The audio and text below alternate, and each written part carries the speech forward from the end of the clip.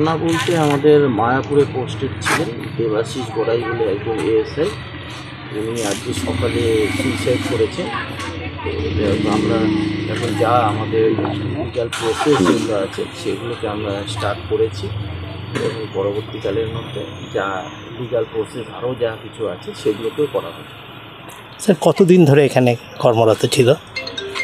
কতদিন, খুব বেশি দিন তো 8-10-24 থেকে উনি এখানের মধ্যে পোস্টেড ছিল। মানে মাস চারেক হবে। হ্যাঁ, মাস চারেক। ওনার ওপর কি কোনো বিভাগীয় চাপ ছিল?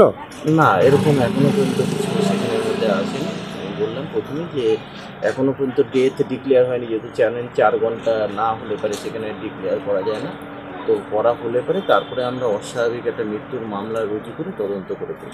পরিবারকে খবর দেওয়া হয়েছে? হ্যাঁ, পরিবারকে খবর দেওয়া হয়েছে, তারা আসছে। ওনার পরিবারে কে কে আছেন?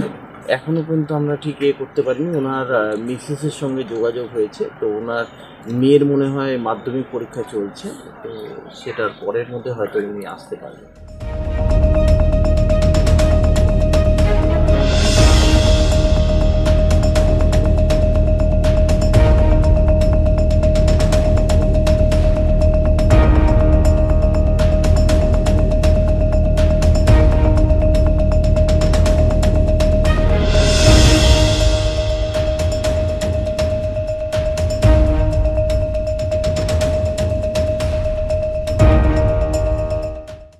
আমাদের ভিডিও ভালো লাগলে লাইক এবং শেয়ার করুন।